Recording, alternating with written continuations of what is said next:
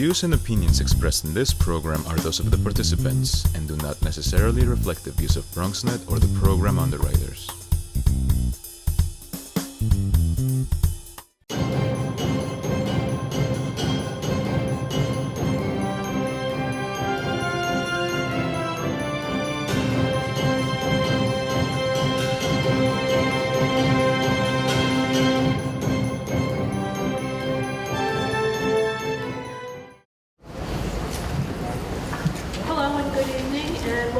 The first public hearing of the Charter Revision Commission of the City of New York, established pursuant to Local Law 91 of 2018. I'm Gail Benjamin, and I am honored to lead this commission as its chair. It is my pleasure to call this meeting to order. I would like to recognize that we are joined by Commissioners Lisette Camillo, Jim Karras, Eduardo Cordero, Stephen Fiella,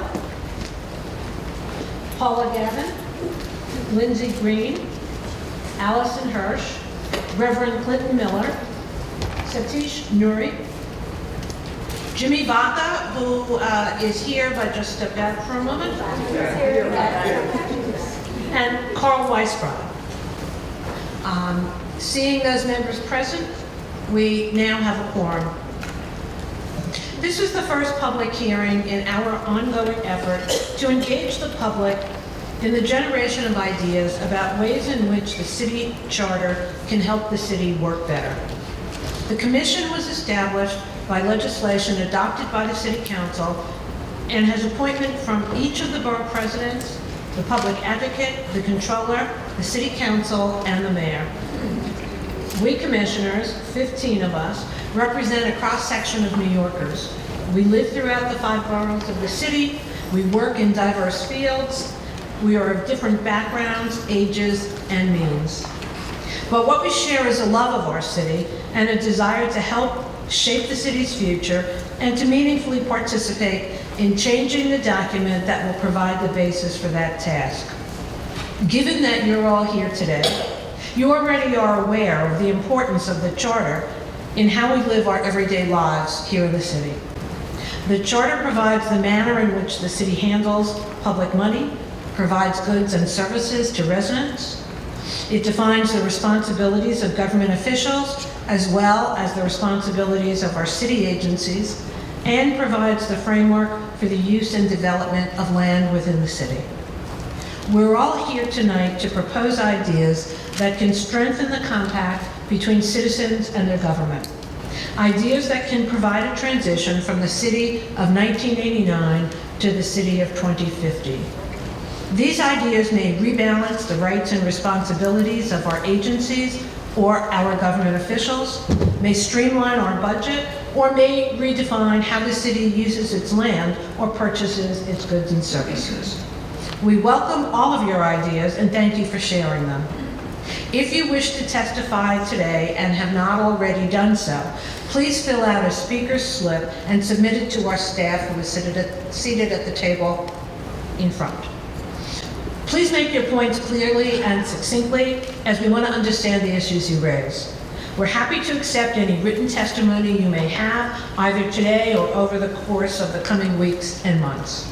Our web address and Twitter feed is on the pamphlets, which are spread throughout the room and are also located on the table in the front. All testimony, in whatever form you choose to submit it, will be included in the record and made available to all of the commissioners, staff, and to the public.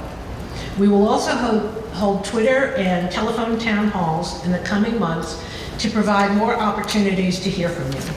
We hope to gather a robust set of proposals, and we'll be conducting additional hearings in the spring to present the results of our research and analysis and receive further feedback. By September of 2019, we will have shared with you a set of revisions to the Charter, which will be put before you, indeed, before the electorate, on the ballot of November 2019. Again, we thank you for being here and taking part in this momentous task. We will begin tonight's meeting and hear testimony from all of you. We will limit testimony to 3 minutes per person in order to ensure that we can hear from all of you who wish to speak. After you testify, one of the commissioners may have questions for you to follow up on your ideas or proposals. I would like to call up the first two people who will be speaking. The first person is Hannah Birnbaum, and if you could just come down to the table here, Hannah. And the second person is Jed Holtz, and if you could come down also, Jed.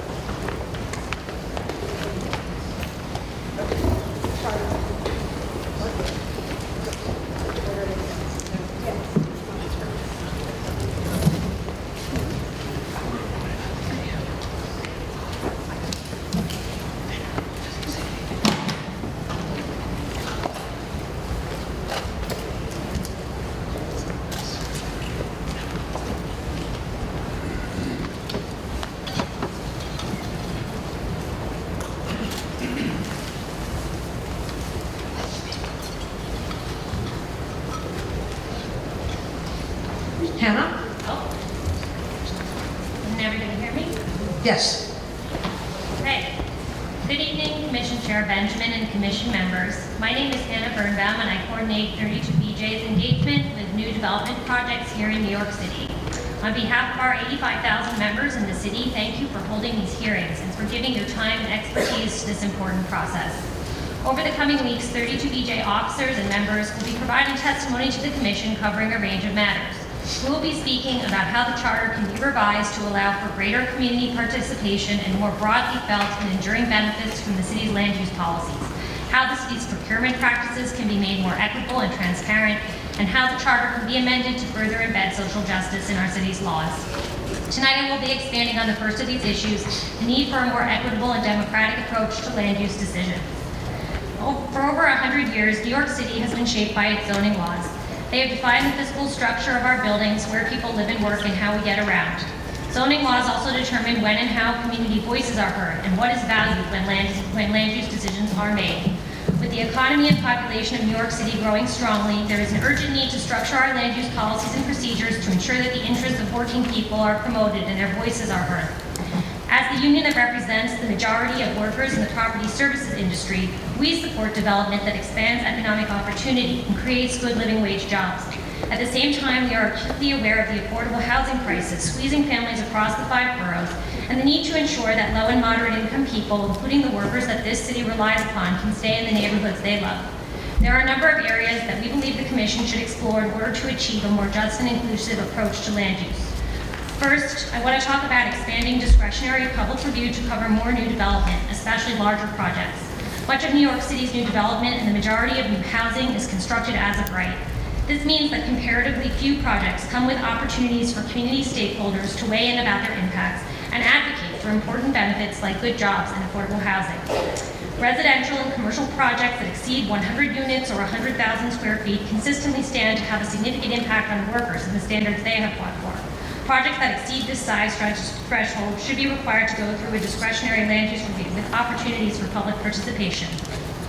We also want to specifically raise new construction on NYCHA land as meriting a full uniform land use review procedure, or ULURP requirement. The city is proposing to build thousands of additional infill units on NYCHA property, but dispositions of NYCHA land do not have to go through ULURP.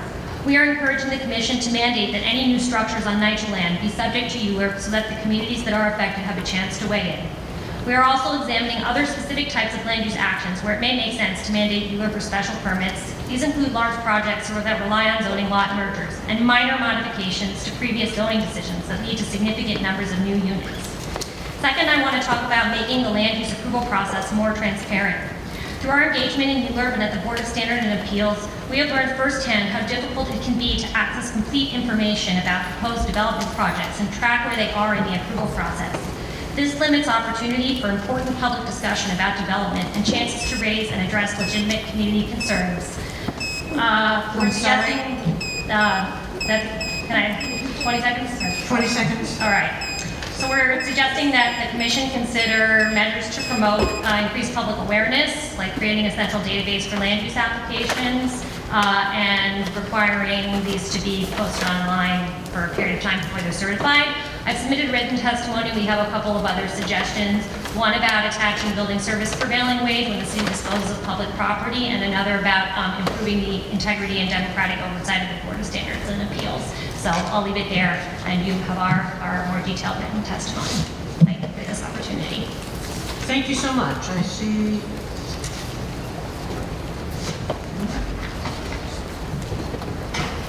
I think you have just one copy, and I'll send it to the commissioner. Okay, no, we can copy it later and distribute it. I was just looking to see if it was here. Are there any questions? Hearing none, thank you. Jed? Good evening, commissioners. My name is Jed Holtz. I'm the New York City organizer for the Freedom Socialist Party. On behalf of my organization, I'm calling on the Charter Revision Commission to take this historic opportunity and address some of the most undemocratic and unjust realities of our city. I'll focus on two tonight. The first is the denial of the basic democratic right of voting to non-citizens. We all know immigrants built this city, and their labor makes a massive contribution to the economy, an estimated $40 billion a year statewide. Non-citizens pay millions in property, sales, and payroll taxes in New York City, and yet they have no vote. This amounts to taxation without representation. But you have the power to help change that. A number of municipalities across the nation are considering measures to allow non-citizen voting, which was the standard practice in this country until the 1920s. Several cities in Maryland, including Hyattsville and Mount Rainier, have granted non-citizens the right to vote in municipal elections, and New York City must too. The lack of this right is the city's greatest barrier to civic participation in government. Let's fix this. Otherwise, all the talk in support of immigrants is just empty rhetoric. The people who make the city run, who create its culture, its profits, and its vitality should have a say at the voting booth. Granting non-citizens this basic democracy is just and logical. The second injustice we must address is the complete lack of accountability of the NYPD. You will hear testimony in support of an elected civilian review board later tonight, and we call on you to include it in the Commission's recommended charter revisions in November 2019. By being democratically elected and empowered to make binding decisions, the elected civilian review board gives the public recourse against an extremely powerful institution that has failed to police itself. This could bring justice to those who have suffered discriminatory, demeaning, and violent misconduct at the hands of the police. It empowers those most vulnerable in our society, women, people of color, non-citizens, formerly incarcerated, to defend themselves. And with an elected special prosecutor, independent of the DA, handling police cases, we'd have unbiased and rigorous prosecution of cops. The time is overdue for addressing these crises. Immigrants and all New Yorkers deserve the ability to have a voice in elections and against police misconduct. Amendments to allow non-citizen voting and to replace the CCRB with an elected and empowered board will simply move our society closer to a humane and democratic city we all deserve. Please put these issues on the ballot. Thank you.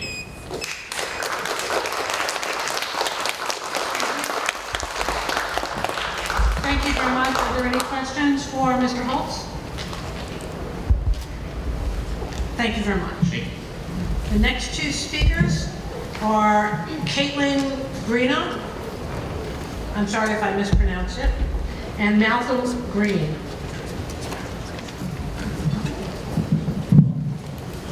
Ms. Greeno, have I pronounced that correctly? It's Greeno. Greeno, okay.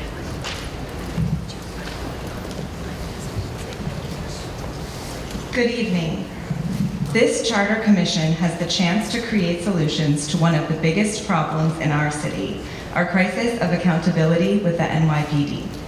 When the people of New York are on the wrong end of police misconduct, they have no real power to defend themselves, no power to gain real justice. The police are literally allowed to get away with murder, and the city does nothing to protect its residents. Eric Garner, Delron Small, Mohammed Ba, Deborah Danner, Malcolm Ferguson, Ramarley Graham, Nicholas Hayward Jr., Sean Bell, Eleanor Bumpers, Amadou Diallo. The list of people who have been killed by the NYPD is long, and time and again we have seen the officers involved walk away with their careers intact or even improved. Standing alongside some of these known names is an even longer list of lesser-known New Yorkers who have been tasered, beat up, threatened, and abused by police and have been left to suffer with no recourse. Entire communities of color are under siege. Parents are scared to let their children walk alone, even in broad daylight. Today, the appointed, not elected, Civilian Complaint Review Board is where New Yorkers are supposed to go when they have been mistreated by the police. Last year, the CCRB investigated less than a third of the nearly 5,000 complaints it received. They substantiated only 264, determining that police had mistreated someone and deserved disciplinary action in only 5% of all reports. Even when the CCRB does find wrongdoing, they can only make a recommendation to the police commissioner, who can then downgrade or dismiss any of their recommendations. And in fact, this is what happens most of the time. Last year, 73% of disciplinary recommendations by the CCRB's APU were watered down or ignored. The police police themselves. That's the truth, and New Yorkers know it. The CCRB doesn't work, and New Yorkers know it. But we can create something that does. Our campaign has given you an amendment to fix this problem. It creates an elected board that has the power to investigate and make binding decisions on abusive officers. People who suffer on the wrong end of a police fist, taser, or gun deserve a board that represents them, stands up for them, and can hold police accountable when they abuse their power. This is what our amendment for an elected civilian review board establishes. In the worst criminal cases, the people of New York desperately need an independent prosecutor to remove the conflict of interest in the DA who works closely with the police. Our amendment also addresses this, an independent elected prosecutor that would take on those cases without bias. We've submitted a printed copy of our finished amendment to each of you. We've spent 3 years talking to the community. We are sick and tired of needing to chant Black Lives Matter. This is your chance to prove that they do. The people of New York need protection against police abuse. Propose this amendment and do your part to solve this crisis. Because without a board and prosecutor that has the power to stand up to police abuse, we're only waiting for another death in the headlines. Thank you.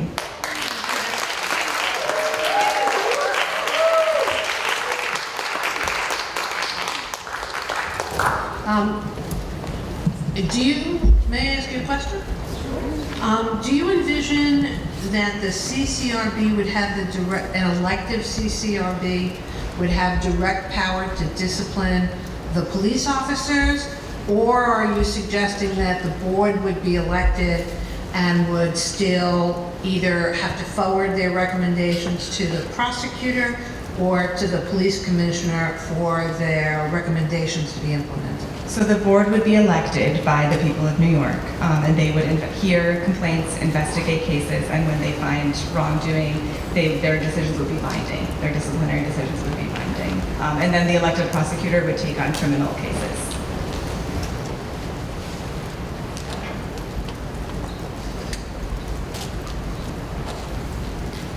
Thank you. Are there any other questions? Just wanted, Sal? you are aware that the city council and the mayor passed the Community Safety Act, which includes an inspector general for the police department that's not connected to PD. I wonder what your views are on that. Well, but the DA still prosecutes the cases where police commit crimes, and the DA also works closely with the police, so that's where we see the conflict of interest and the problem.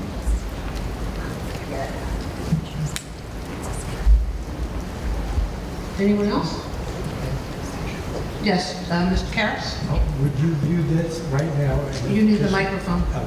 You gotta pick it up, take it off.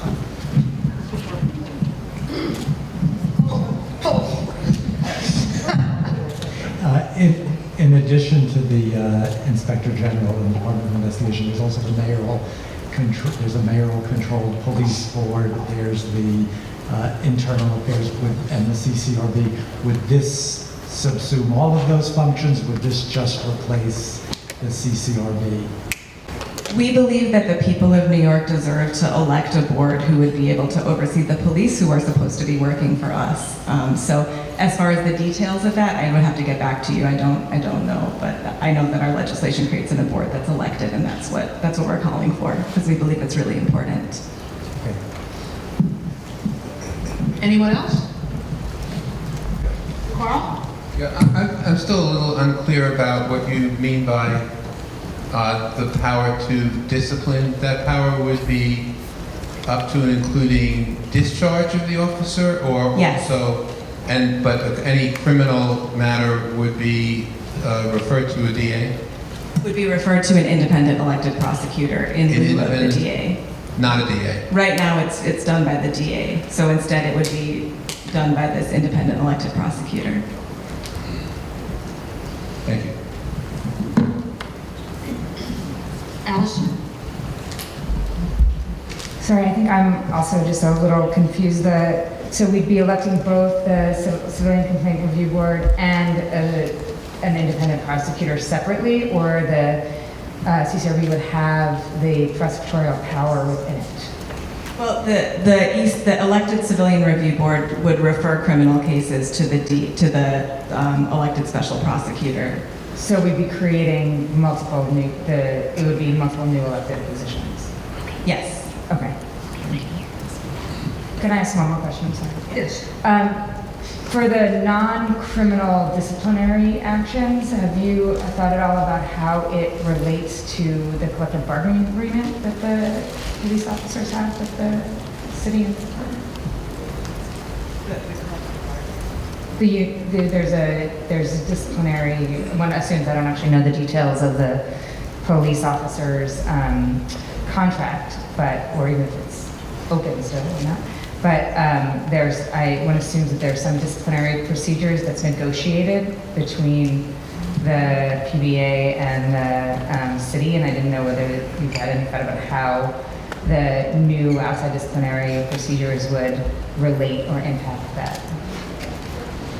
I'll have to get back to you on the details, but just to go back to what we're calling for is that we believe that the people of New York decide to have a say, and that board should have binding discipline, because as we can see, the police commissioner waters down and ignores a lot of the recommendations, so it's a problem. Sal? I'd like to ask, police officers are public employees, as you know, and all public employees are covered by state law, collective bargaining agreements, which basically outline what the procedure is for disciplining, whether it be a police officer, whether it be a school teacher, anyone who works for the city has this due process. I mean, you would agree that police officers deserve due process as well. Absolutely, we all deserve So- the process. So how do you get around addressing the issue of disciplining police officers and getting around what is civil service law, which is an Albany issue? I'll have to bring this to the legislative team, and we can get back to you in writing. But I do know that this question has come up several times when we've presented this, and we've done a thorough review of all state law, and we can't find anything in the state law that says that this couldn't happen. Like, there's some concern about how the police commissioner, people say that it's in state law, that the police commissioner has the ultimate authority, but It's not even about the police commissioner. It's about civil service law, whether it be a police officer, whether it be a sanitation worker, whether it be a school safety agent, they're all under the rubric of civil service law, Section 75, 76, which mandates due process. You would agree that police officers deserve due process, right? You would agree there. yes, I already said that. Jim? Along similar lines, have you guys looked at the state law implications of creating a local city prosecutor Because it's my understanding that the district attorneys are city employees, but state office, they are created by state law. So it would be a similar, I'm wondering if you've done research on the ability of the city to have a local city prosecutor created by city charter. I'll have to bring that back to the legislative team and get back to you. Thanks. Member Miller? I'm very interested in hearing more about your proposal. I do know there's a special prosecutor placed in the Attorney General's office when it comes to cases where civilians, unarmed civilians, die at the hands of the police. So if your proposal came to fruition, I'd like to know how potentially 3 levels of prosecution would take place. Special prosecutor in the state, your independent elected prosecutor, and the district attorney, some of which don't want a special prosecutor. I'd be more interested in hearing about how that would play out. Quick question, maybe. It seems as if you've put a lot of thought and research into your proposal. Is it possible you could share that research with us? The research itself, you have our legislation there Right. in front of you. But I was just wondering if there was more legal research that you could point to on these issues. Sure, well, certainly any question that came up that has to do with legislative items, I'll bring to the legislative team to answer. Thank you. Anyone else? Thank you, Ms. Reno. Mr. Green?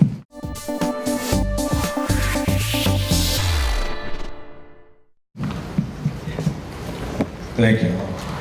I'm not here with the organization. I actually caught wind of this not too long ago, and I actually work. I have a terrible headache today. I'm sorry. Excuse me. I'm not at my best. I did want to come down here though still and comment on this public hearing because I thought this was important. An elected civilian complaint review board is probably the least you can do, to be honest with you.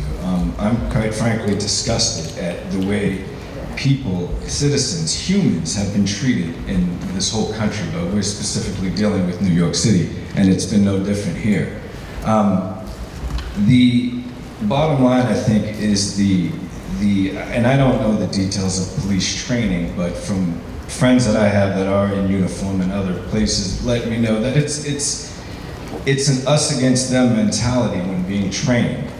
When you have policies that have police that don't live in the communities come in, police and leave, it's like an abusive situation. It's set up to be as no accountability. I can do what I want, and I know these guys. I mean, this is not something I'm just sort of coming in as a citizen saying, I wonder if this is happening. I thought about going into situations I've had myself, but I figured 2 minutes and probably 2 hours wouldn't be enough, to be honest with you, just in the way things have gone. I think that, again, this is the light end to have an elected civilian complaint review board that has some kind of teeth, or else, this is a situation where you're pushing a population to the point where they will only go so far. So this is a situation where you'd want to, represent as a civil body, I don't know, this charter body or whatever, or passing it over to the city council and to state legislatures, wherever it needs to go, because this is an opportunity that I didn't want to squander by not saying what I'm feeling like I need to say. You need to do something. People are dying, people are being choked out, people are not even reporting so many things that are happening. Aside from that, it presents a climate where children are raised in the atmosphere of fear. I mean, you don't even listen to your dad when a cop is there and tells you something different. I mean, that is an undermining of a whole familial bond. I mean, I could get, I know it's 2 minutes and I'm gonna run out, but I did want to say that. And I'm sorry I don't have my thoughts a little more together on this. I will come prepared if we have more of these meetings. The second thing I wanted to mention is and I don't know what reach you guys have with this, but there's a primary tomorrow, but so many of us who aren't Democrats and Republicans can't vote in these primaries. And I think that sways it in a way that it's, as we've seen in our last presidential election, some things happen that probably shouldn't have happened as a result of, not just primaries, but other shenanigans. So I think that that would help be more transparent with respect to what the people in this city want and what they're able to express through primaries and through civilian complaint review boards, et cetera. I think that we're in a day and age where things are leaning towards many of these governmental bodies are just sort of vapors of actual, it's like the salage of a cake that was baked and left the room. You can still smell the cake. And that's sort of the way I'm seeing a lot of governmental bodies, and I would hope that, just hear me, you can ask me questions if you will, that's not an issue, but please do this at a minimum side and whatever you can do more forceful, and to be honest, to hold the police accountable and give them the same due process we get. I wouldn't deny them, they're the citizens just the same. Thank you, Mr. Green.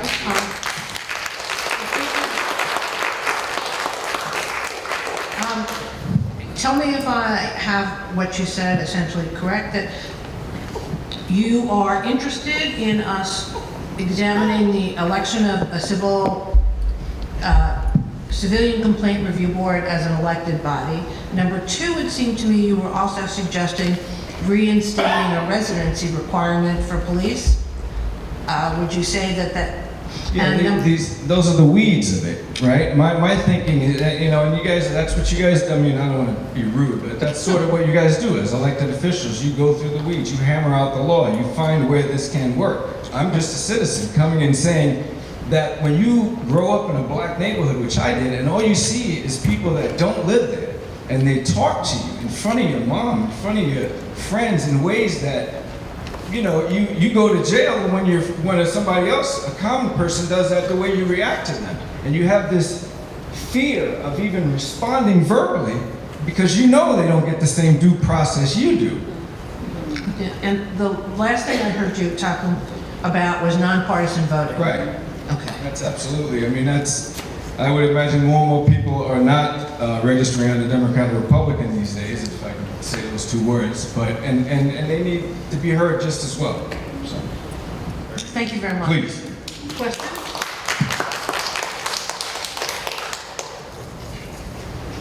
Council? If I could, on the last subject matter, the elections, are you advocating for open primaries or nonpartisan elections? What would your preference be?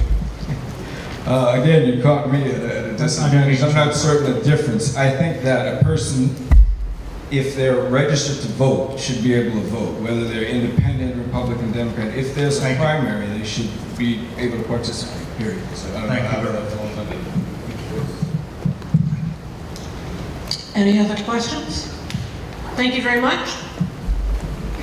Mr. Green and Ms. Greeno.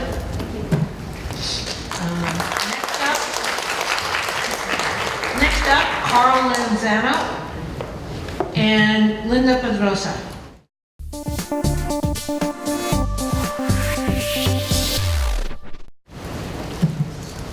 Mr. Lanzano?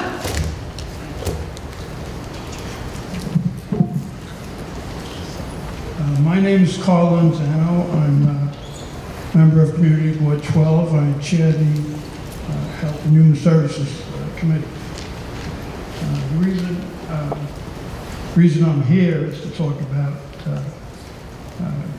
changing the situation in the council for the community board.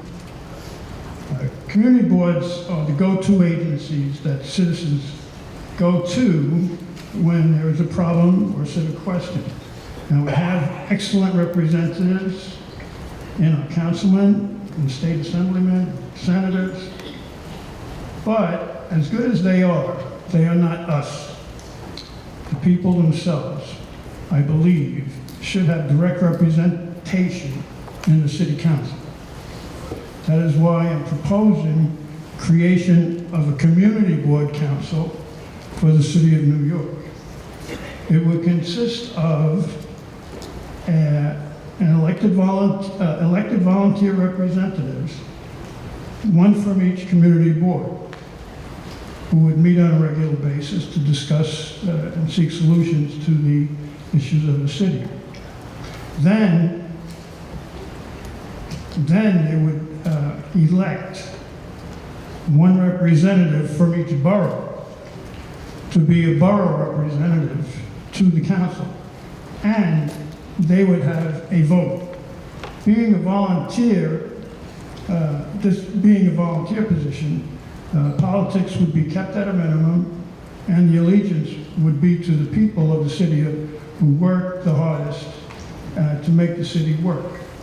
And having a vote, that would be 5 county votes added, would allow the borough representatives to connect with every community board in his or her borough, be able to effect legislation, and to give the people the information that he or she directly obtained from his experience, and also to convey to the council hands-on needs that the people do have,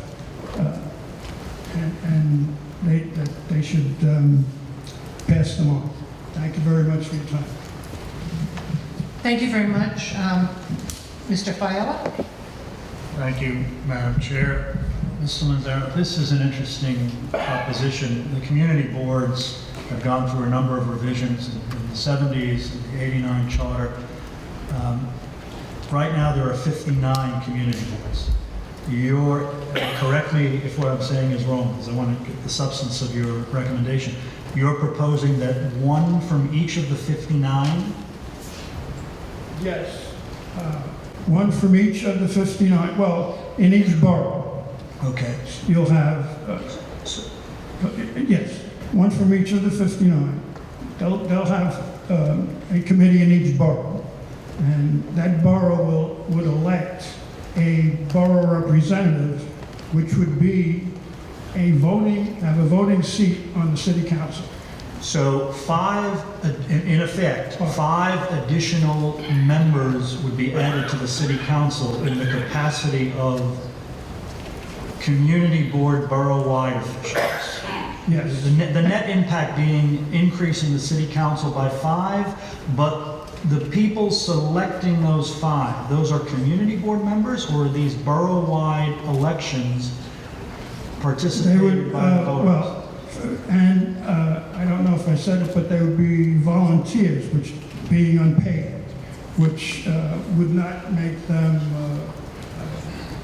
have allegiance to political people. So the borough entities would choose their representative for the borough, and then those 5 would go to the city council and have the right to propose legislation and vote on legislation, but they would be in a volunteer capacity?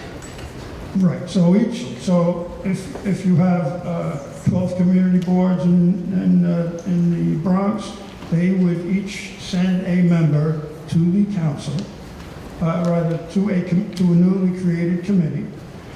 That committee would form its own president, vice president, take minutes and meet on a regular basis, and they would have one representative from the borough. All volunteer, all just going back to the people in the community. Thank you, sir. Let's start with Lindsay. Here, Lindsay. I had a follow-up question. There is already some existing linkages between the borough presidents and community boards that is quite extensive, as I understand it. Are there specific deficiencies in that or relationship or system that you are trying to address? No, the representatives we have are excellent, but to me, I feel that they're elected officials, and as good as they are, they sometimes are holding to the process rather than the people. They do come to the meeting, they do respond to our requests, and in my community board, at least I know, they're very responsive. But I feel if we had somebody that could be an unpaid representative to sit in on the city council and give direct feedback to the people that come every month and people that go to the community board and say, why can't we have this? Why can't we have this? This is very good, and thank you. And the people from the board can talk to the people, not as, and they don't have to worry about being elected again. They would just give the feedback that they get. Thank you. Mr. Vaca? I think your idea has some merit. It needs to be considered. I do have some questions about it. In 1978, I was a chairman of a community board, and we did have what was called a coalition of community board chairpeople, and we did meet. That coalition in 1978 had enough support where we hired an executive director, and we tried to function. It became unwieldy, and it didn't really continue to function after a period of time.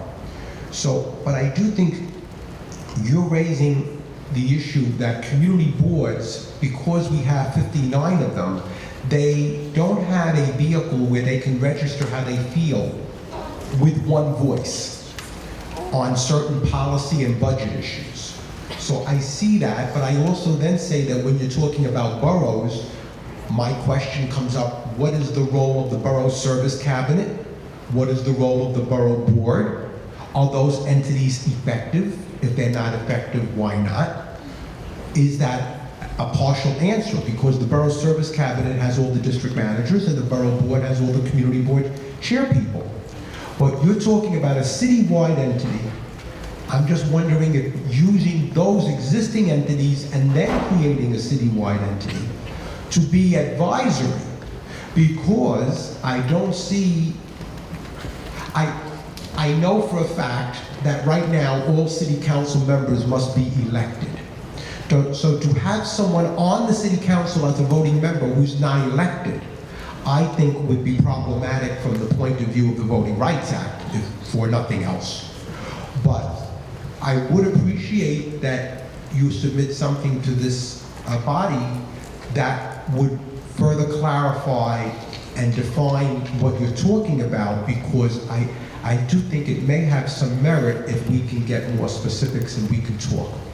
Well, if I can respond. Some of those agencies you mentioned, people just don't know about. So they're offices that people do not connect with. The other thing is, they are elected. They're not, and that's, so they are elected by the people that go to the community board meetings, that try and do the best for the community. And the other thing is, they're volunteers, and they would have a vote, which I'm sure your 1978 committee didn't have.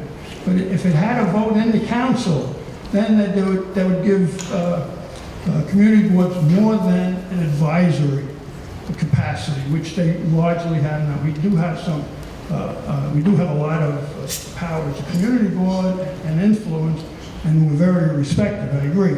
But this would give the people in the community board real teeth, and that then they could affect the legislation. Anyone else? Thank you, Mr. Lanzano, and now Ms. Pedrosa. Good evening, ladies and gentlemen. My name is Linda Pedrosa. I'm a member of Community Board 5. My main issue regarding the board is that we need to have term limits when it comes to electing the chair and executive committees at the board. We have our chairperson who has been at the board for 10 years, and honestly, this is going to be the 11th year. And I feel honestly so embarrassed because the reputation of Community Board 5 is so poorly that even it is affecting our community. What reflects on the board reflects in the community. When I came to Community Board 5, my eagerness, my desire was to intervene and intercede for the community, because we are the voice, the eyes, and the ears of the community. and our votes count. But the thing is that at times in our boards, what happened is that there is some interest, favoritism, and I don't see that this is right, that we should do things honestly the right way. Proceed with the community openly. In addition to that, this is a little something different that I would see that we should have more power in the community, though we are volunteers because we live in the community. We live and we know what's going on and what affects our community. And with these new housing developments, which in a sense, I am not disagree, I agree with progress, but what my concern is the environment, that we need space, we need to protect our ecosystem, we need to, because if we lose these things, then we can really get, I don't want to see a place all built up in concrete and tall buildings. I believe in progress, but I wish and would have neighborhoods not to lose their identity and not to have, these mom and pop stores who really build up our community. We need to get back to restore these basic values, and I'm going to bring it here, compassion and love and understanding for one another with bipartisan, but the most important thing is to understand each other, not to look at the difference, but look what can unite us and bring us together. Thank you. Thank you. The mayor's current Charter Revision Commission has recommended, and it will be on the ballot this November, that there be a term limit for all members of community board. Great. That satisfies that first issue that you raised about? Yes, because the thing is, we preach to people, to the children. We have to face changes in the future when you graduate, when you're in school. And then at times when it comes to us, we want to stay, and that's what's happening in our board, with the same old routine. There is no change. We need to change, because when this country was built on the change from the 13th colony. Now it was the United States of America. That was a change. We need to change to see new things, to evolve, and that's what our problem is at times. We are afraid to face changes, and that's what's happening in my Community Board 5. I love this community, I love my board, but the way I see things, they're not going on the right direction. Thank you. Thank you. Jimmy Fonda? I wanted to reiterate what our chair just said, that the Mayor's Commission has proposed term limits, but I also wanted to let you know, I'm sure you may know this, but your board has the right to implement term limits for officers now. Any community board can vote and modify their bylaws, and they can insert term limits for officers. Now, in the Bronx, historically, we've had some boards that elected not to do that, and we've had many chair people serving for 20 and 30 years. And we had boards like, I was a district manager of Community Board 10. My board, while I was there, had a 2-year term limit. So some boards did elect for term limits, other boards did not. But you have the power now on your board to implement term limits for officers. What the mayor is proposing is term limits for members, which in 10 years will end up being a term limit for the officer of 10 years as well. But if you wanted to make it 2 years or 3, you have that power right now. Thank you, Annie. Thank you both. Thank you. Next up will be Councilmember Diana Ayala and Chris Walters.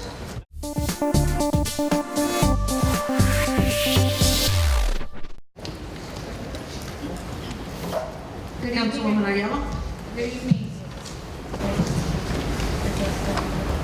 Good evening, Charter Revision Commission. Thank you for the opportunity to testify. I am Councilmember Diana Ayala, co-chair of the City Council's Progressive Caucus.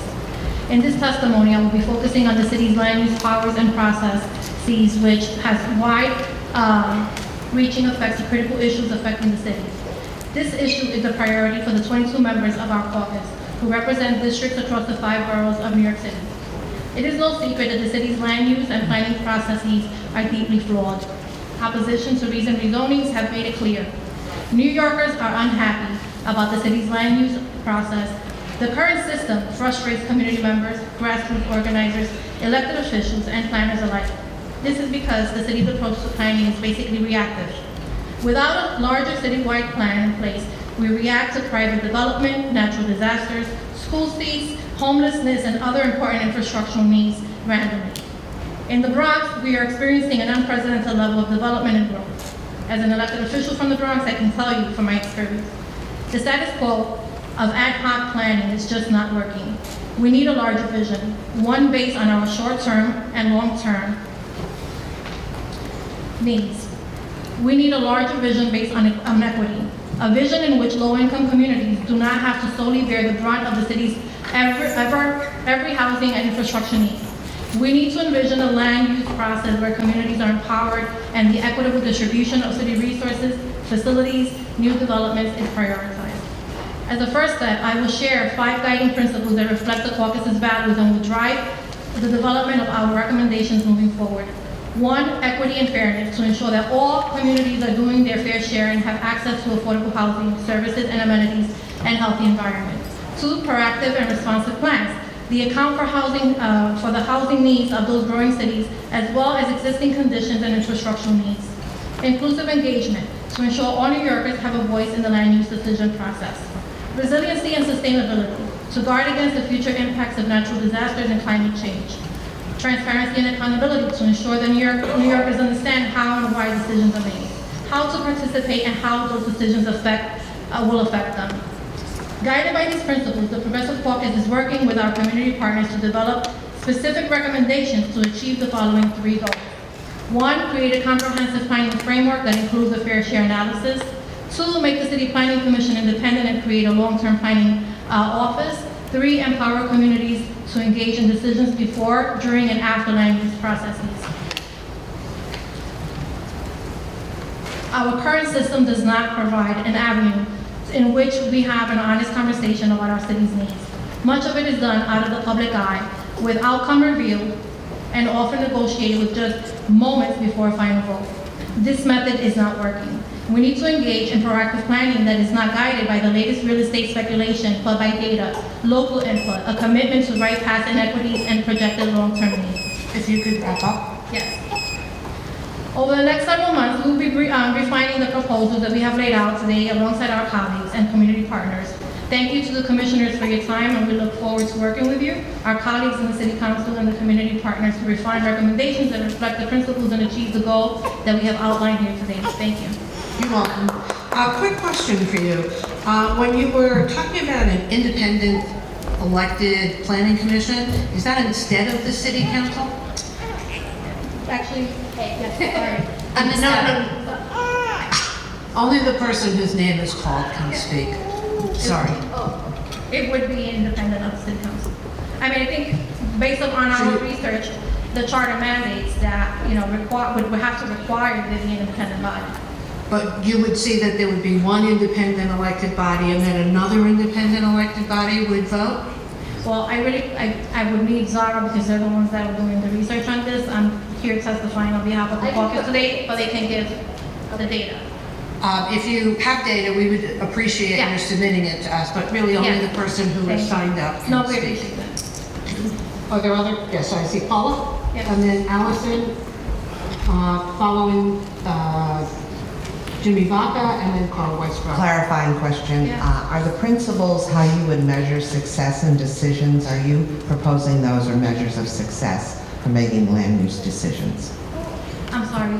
The principles that you listed, are they what you have defined as the measures of success, the criteria? Yes, I believe so. And I mean, based on personal experience, we just went through a rezoning. My district is actually split in 2 halves, right?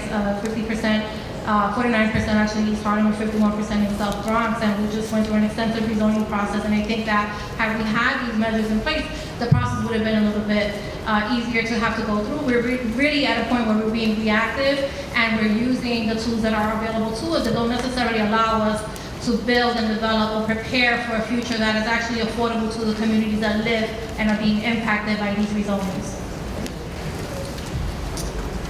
Hi, thank you, Councilmember, so much. I missed the 3 criteria. Yes, sorry, If you it could was a just little bit repeat.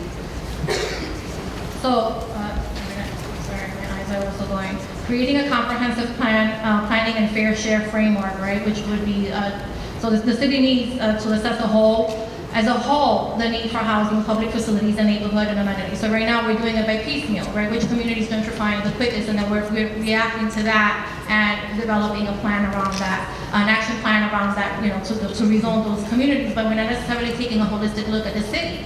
And while we're rezoning one community, 3 communities are, going through the same process.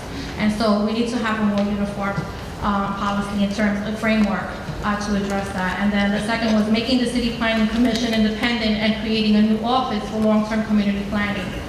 So right now there's the mayor or majority on the CPC, and the chair that simultaneously directs the City Planning Department is the framework, right? The City Planning Commission must be reformed to ensure greater objectivity and independence from political actors, is what we're asking for. And then the third was empowering communities to engage in decisions before and after the land use processes. The community boards, for example, have all been, desperately asking for land use experts on their staff, and they just don't have the financing to have someone, on board. And so we're asking that be a consideration as well.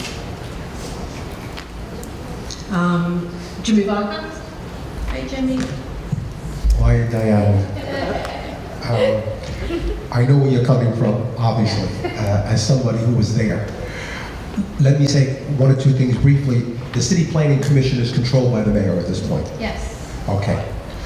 I wasn't clear. Are you saying that the City Planning Commission, you said it should be independent? Should it be an elected body of people, or should it be appointed by a multitude of people so that no one individual has controlling power, but that power is dispersed among various people so that there is a better opportunity for the Planning Commission to modify items?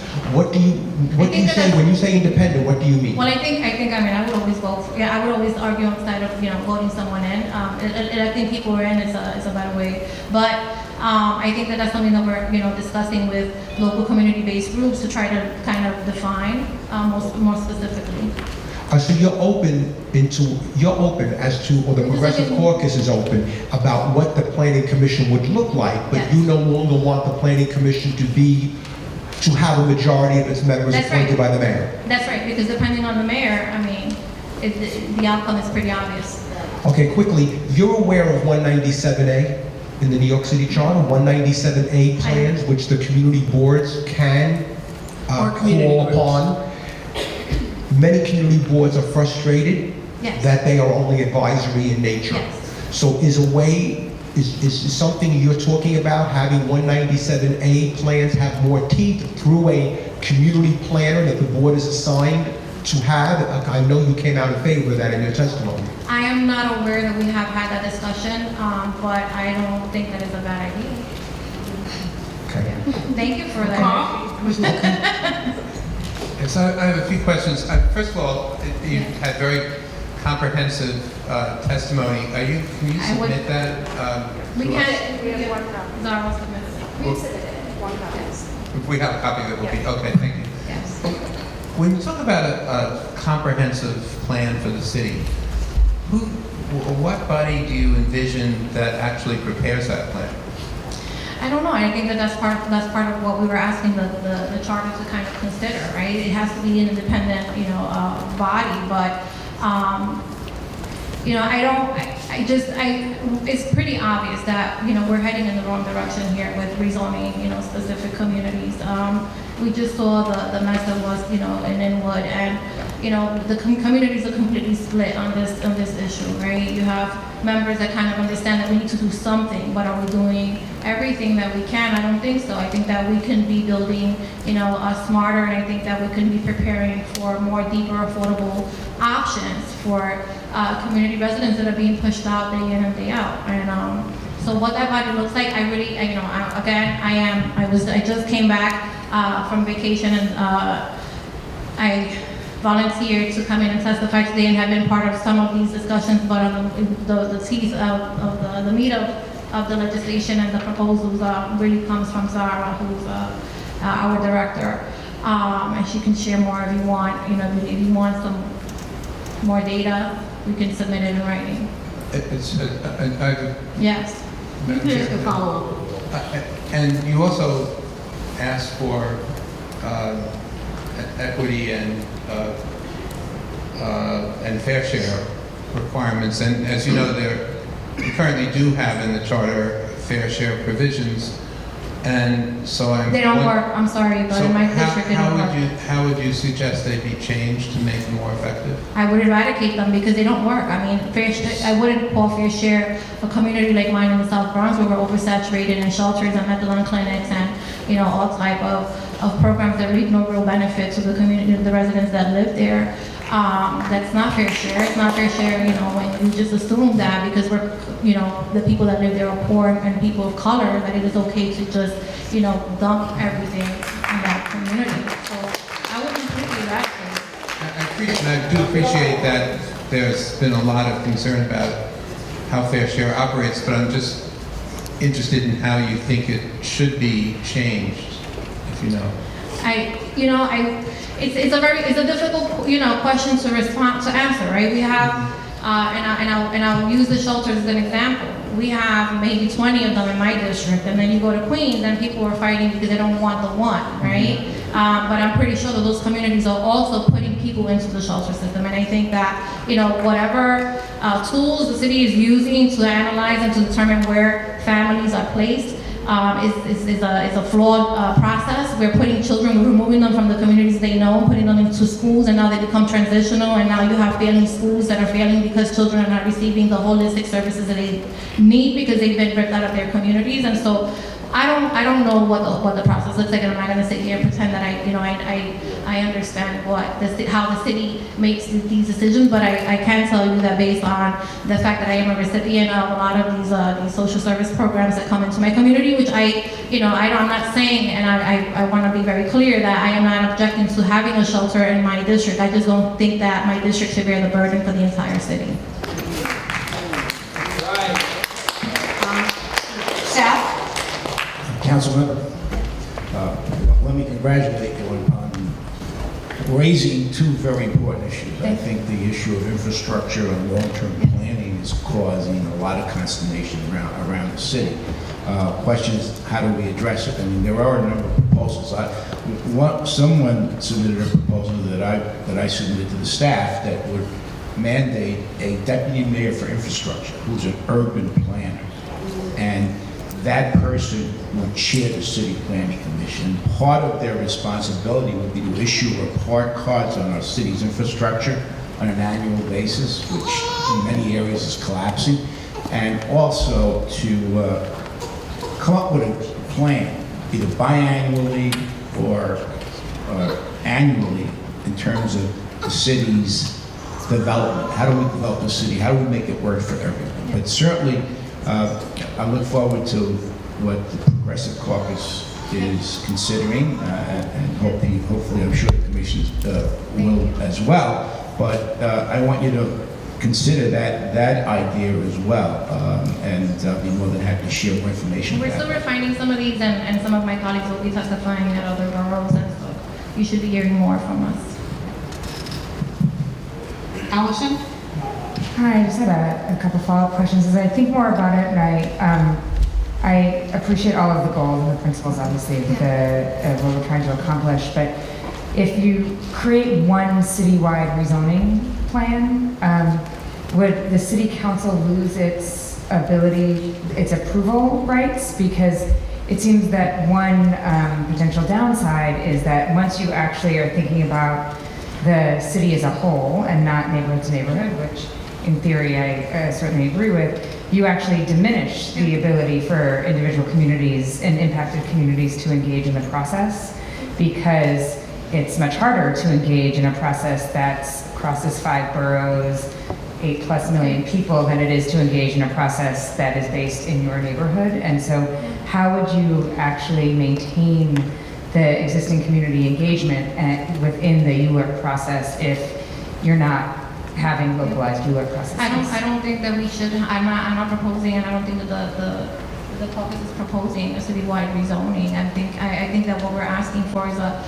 holistic review of the entire city and looking at those areas that may be problem areas, areas that are heavily gentrifying, areas where rents are skyrocketing, areas where we have maybe some of the oldest tenement buildings where we know that people are being outpriced, areas where we still have maybe city lands from which we really have very little of these days, where there's a potential for development.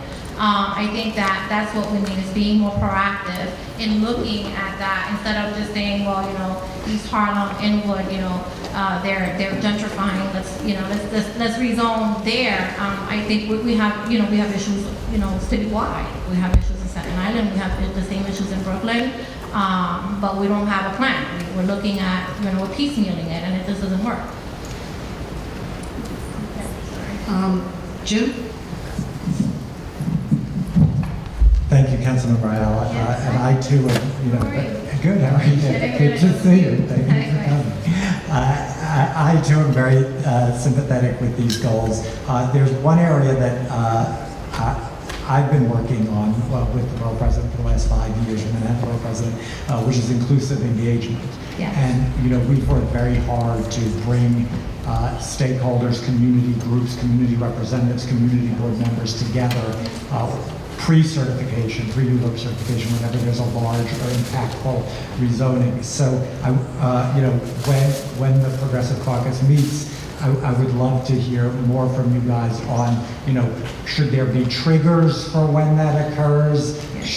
Are you proposing that somewhere in the system there be the ability to have a process pre-certification? When would that ability kick in? I know you're probably not there yet, but I'd be very interested in hearing that, because so much of these things, the devil's in the details, and either they can be done perhaps hopefully in a way that's workable, but we don't want it done in a way that will overburden the whole process. But I'm very interested, and I'd like to hear more. Sal? Councilmember, in this discussion, we can't separate the influence of money in politics on these rezoning issues. I'm sure you're aware of that. And one of the things that hopefully we'll look at is to revamp our campaign finance laws. Other cities like Seattle have democracy vouchers, which basically is public financing of campaigns, which we've seen, as you know, a number of scandals with pay-to-play over the last 8 years. And going back, money in politics plays a big role. So so-called independence is impacted by campaign contributions. So I would hope that the Progressive Caucus looks at some of the proposals that are out there. We're looking at Seattle, democracy vouchers, Arizona, Connecticut, where they're taking money out of the process. And you can't separate those. Real estate is in New York City like oil to Texas. It's very, very lucrative. There's a lot of political influence by major donors on the political players in the city. So, as part of this process, I would urge the caucus to look at a different approach to campaign finance, because what we have in the city is not working right now. I appreciate that. I think that, what I would add is that, some of my colleagues are actually going, through this process as we speak, and that is a very grueling process. It's just as grueling for the constituents as it is for the elected officials, because we are, between a rock and a hard place. We either do something now and allow our communities to continue to gentrify, or we step in, we intervene, and we rezone in a way that allows us to develop something that the community will find useful. And it isn't always because we're being reactive and we're not really giving it a thoughtful, review, then we're forced with, housing in the 40, 60, 80% of the AMI bracket, which is really unaffordable to a lot of the constituents that we're trying to keep in place. Thank you. I think Lindsay Green. I had a question. I would love to hear your thoughts, and maybe it's for a follow-up, or you have something written. There are existing planning staff. You pointed out accurately that urban planning is it's very technical, and land use itself is incredibly technical. It's very much an in the weeds kind of area. But we have staff at the Department of City Planning. There are external groups like the Regional Plan Association that do a fair bit of work on looking at demographics in terms of where are people likely to move, where is job growth, like that inform a lot of the work that goes into some of the neighborhood activity. But is that existing apparatus something you feel like does not have the level of transparency you would like? Do you not feel like you have enough access to the data? It doesn't happen soon enough. That conversation doesn't. You don't come into a community until after there's already something to respond to. And I think that you could get there sooner. We did in East Harlem. We did an extensive East Harlem neighborhood plan that allowed community residents, stakeholders to participate in a conversation. But a lot of those conversations, realistically, were steered in a certain direction because we were limited to a box of possibilities, and so we had to react to that or nothing. I guess I meant less specific to trying to respond in the moment to that, but in your day-to-day life as a council member, the level of access you have to the staff at the Department of City Planning or existing planning organizations that are doing this long-term work that is not specific to the access is there. The access is there. It is there. Yeah, it is there. But it's not adequate to get to the informed long-term. I don't know. I mean, I think that it depends on the elected official, right? It depends on what's happening in a specific community. I think, our days are pretty grueling, and we're dealing with a million issues, that are coming at us simultaneously, and it's very difficult for us as well, to sit there and dedicate the amount of time, and that's why the community boards are really crucial as part of this process, and that's why it's important that they also have land use experienced staff. Because that's where the work begins, right? That's the grassroots work is done, and they advise to the local council member, but the services are available. I mean, the resources are there. Carl? Yes, council member, I think if I understood you correctly in response to a question from Commissioner Hirsch, you don't think of a comprehensive plan as being a new zoning resolution, but so would something along the lines of Plan NYC or One NYC, which charter requires the city to do every 2 years, which is a broad update on and approach on many of the issues, but perhaps not all of the issues that you raised, be the kind of approach to a comprehensive plan that you have in mind? If we put those ideas to action, yes. But if we're writing them down and we're sharing a brochure, no. But a comprehensive plan, if I understand what you're saying, is something not exactly on a matter of law, but rather a plan, literally, that then gets implemented through law over time. Is that fair? So you do that now. You do that now, and we haven't seen the outcome, right? And so I think that it takes a charter review. I mean, it takes a mandate sometimes to make, to effectually change. And I think that, I've read those books of suggestions and wonderful ideas, but they never come to fruition. And so that's my concern. And I think that that's the concern of the caucus as well. Thank you very much. Thank you. And I'm sure we'll be hearing more from the Progressive Caucus, and you'll submit some additional material. Thank you. And thank you for waiting, Mr. Walters. Good evening, Chair Benjamin, and good evening, Commissioners. Thank you for the opportunity to testify tonight. I'll be speaking broadly on the same theme as the council member on land use reform. My name is Chris Walters, and I'm the Rezoning Technical Assistance Coordinator at the Association for Neighborhood and Housing Development, ANHD. ANHD is a coalition of neighborhood groups throughout New York City working to ensure the right to affordable housing and thriving, equitable neighborhoods for all New Yorkers. In my role in ANHD, I provide technical assistance to community groups engaged in campaigns around large-scale neighborhood rezonings, including the Jerome Avenue rezoning that was approved earlier this year here in the Bronx. Through my work with these groups, I've seen firsthand the unfortunate ways in which New York City's current land use process is simply not working for low-income communities. This fact is reflected in numerous land use actions, including neighborhood rezonings that increase displacement pressures for low and moderate income neighborhoods while failing to provide housing that is affordable to the majority of the community. Public land being given away to for-profit developers, and community members and community boards whose voices and recommendations are largely ignored. The way land use decisions are made and who has a say in them truly matters, and the consequences, as I'm sure you'll hear throughout these hearings, are very real. Too many low-income communities feel they have no agency in the changes taking place in their neighborhoods, while too many wealthy communities remain exclusionary and are not asked to do their part. Changing the way land use decisions are made in NYC, then, is a matter of equity. Low-income communities should not have to bear the brunt of new density for a growing city, or accept luxury apartments in order to get long overdue investments. We need to use the charter revision process to reimagine how land use decisions are made in a way that increases community power in the planning process to advance the equitable distribution of city resources, facilities, and new development. On behalf of ANHD and its members, I urge the Commission to make land use reform, specifically with the aim of increasing equity across neighborhoods, a central focus of your upcoming efforts. ANHD will be working with its members to develop more specific proposals to advance these goals, and we look forward to sharing these with the Commission in the weeks and months ahead. Thanks very much for your time. Thank you very much, Mr. Walters. Mr. Baca. I'm interested in your testimony, but I wanted to touch on something, and I wanted to know if this is included in your overall assessment, namely as of right development.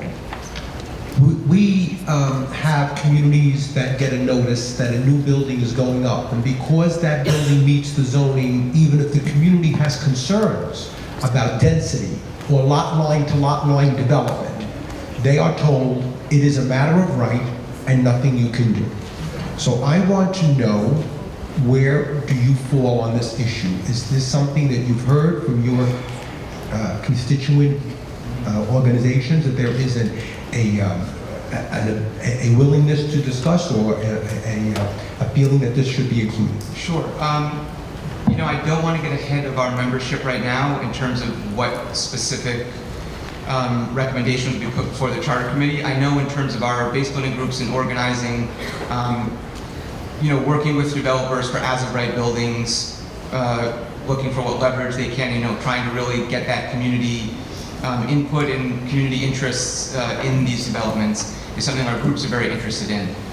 Whether as-of-right is something that we as an organization and our members would want to address through charter reform, I wouldn't speak to right now. But I think that this larger issue of equity in terms of where every neighborhood is seeing, you know, is every neighborhood getting the resources that it needs? Is every neighborhood doing its part for absorbing new density in the city? Is every neighborhood doing its part for accepting city facilities, both what are considered positive and negative? Thank you. Thank you very much, Mr. Walters. Our next speakers are Alexis Lorenzo and Jane Aoyama Martin.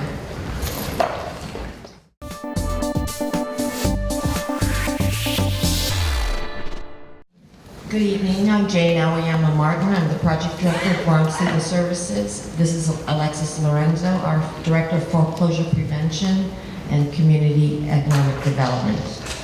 On behalf of our clients and the Bronx communities that we serve, we want to thank the New York City Charter Commission for holding these public hearings.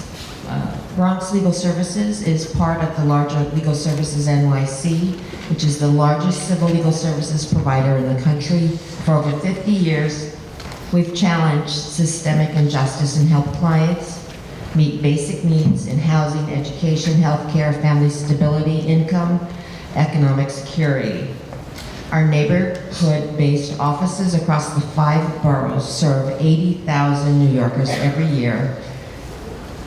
In the Bronx, last year, we served 28,000 low-income Bronx residents with all of their legal issues.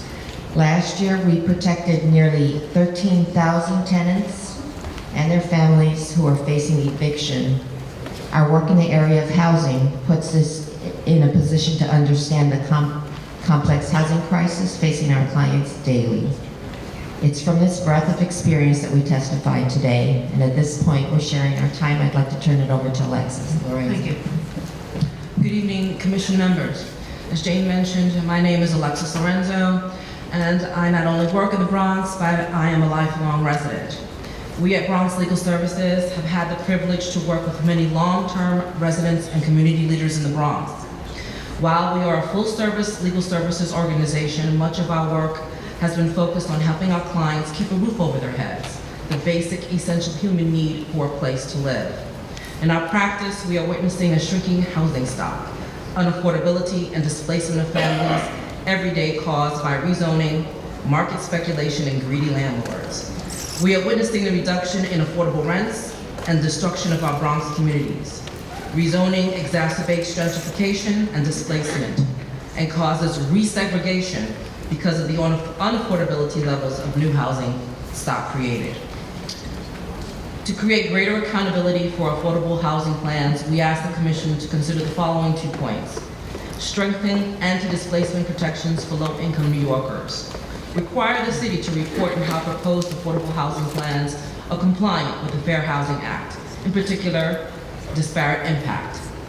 Implement meaningful methods for evaluating the potential for direct and indirect displacement as a result of its affordable housing plan. This would include adding public housing land to those dispositions subject to public review under ULURP, so that residents get a meaningful say in how public land in NYCH's inventory is used. Secondly, we would like to see meaningful community planning that is participatory, equitable, and supported by data, which would involve standardizing the community board application and selection process, establishing an independent community planning office that supports community involvement and promotes resident-led housing initiatives. It would also require the city to uniformly collect neighborhood profile data that could be shared with community residents and give agencies the information to evaluate the impact of land use activities in the long term. Finally, the Bronx is entitled to continuous and consistent investment by the city, not investment that forces out low-income and working-class residents of color and destroys our communities. Bronx residents are in need of affordable long-term housing for themselves, their families, and we need to ensure that Bronx retains its character, its diverse and thriving communities. On behalf of Bronx Legal Services and Legal Services NYC, we thank you for your time and giving us the opportunity to testify today. Thank you very much. Jim, and then Steve. Thank you for your testimony. I had a question similar actually to what the chair asked a previous. Do you all have research on the issue of housing on public housing sites and ULURP? 197C in our Uniform Land Use Review Procedure 8 does nominally subject housing and urban renewal plans and projects pursuant to city, state, and federal housing laws. And I wondered if you guys had researched how broad or narrow that is in comparison to what one of your suggestions is. And I'd be interested to see that. We'd be happy to follow up with the Commission on additional research, but our testimony comes from our on-the-ground work, what we see, and how we help our low-income residents in the Bronx. So we can't really provide, or get ahead of ourselves with, research and discuss, to answer your question. Thank you. Ms. Lorenzo, could you just flesh out in brief detail what constitutes, in your mind, an independent community planning office? What would that construct be? Not appointed, elected. Elected, so replacing the... That's the position we've taken. Replacing the existing CPC with 13 elected members. That's right. Okay, thank you. And would that then replace the city council also? That's our position. Okay.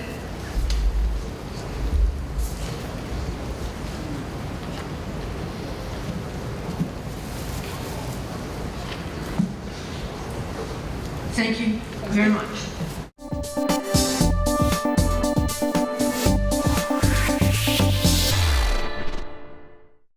Good evening, Charter Committee, and thank you for the opportunity to allow me to speak. I am a member, a citizen of the Bronx. The Bronx is the Bronx has the largest racial ethnic groups, which are Hispanics, which is 55.4%, followed by Blacks, 29.5%, and Whites, which is 9.6%. In 2016, the median household income of the Bronx residents was $35,000 approximately. However, 30.5% of the Bronx residents still live in poverty. My talk is about affordable housing. The government says housing is affordable if tenants pay no more than 30% of income towards rent. But 30% of $30,000 is very different than 30% of $250,000. So when the government talks about creating affordable housing, we have to ask, affordable to whom? The government uses area median income, AMI, to create affordable housing programs. The AMI for the New York City is about $90,000 for a family of 4. The average income for a family of 4 in the neighborhoods around Jerome Avenue is about $25,000. That's about 30% of the AMI. So when the government talks about subsidizing affordable housing, we have to ask, will it be affordable to the Bronx residents? Salaries of the city renters have not changed much in over 20 years, but the average monthly rent for an apartment in New York City increased about 40% in those years. The city's newest policy, which is called mandatory inclusionary housing, which was created for affordable housing, requires developers to set aside 25 to 30% of units in a new development as affordable housing. MIH sets the levels of affordability. Now there are 2 main options that the Bronx developers will use. Option 1, 10% of the apartments to households making about $36,000 or less. 25% of the apartment goes to the households making approximately $54,000 or less. And 65% of the apartments will now become market value. Option 2, 30% of the apartments to households making approximately $72,000, and 70% of the apartments will become market value. Okay, I'm going to speed it up. MIH hasn't created affordable housing for the Bronx residents affected by the Jerome Avenue rezoning. There's currently no mechanism in place to create affordable housing that will reflect the needs of local residents unless we change the formula for what affordability levels are or create something new for the residents of the Bronx. You have about 80% of the population who's being left out indeed. Thank you. Thank you very much. As you know, the affordability levels of the AMI are set by the federal government, and when we take federal money, we have to use those numbers. However, the city, as you've said in MIH and in other of the housing programs, they range from 20% of AMI to 80% to try and get additional units available to different levels of income. But I do want to say that the AMI is not something the city sets, but we can decide the percentage of AMI that the housing will be available to. Any questions? Okay. Thank you, Mrs. Mr. Netta? Good evening, Commissioners. Thank you for giving me the opportunity to provide testimony to advise the next phase of Charter Review and Revision. My name is Mullen, and I'm a Senior Associate with the Regional Planning Association. RPA is an urban planning research and advocacy organization working to improve the New York metropolitan region's prosperity, sustainability, and quality of life. This fall, New Yorkers will be able to vote on a series of charter revision proposals for restructuring New York City government.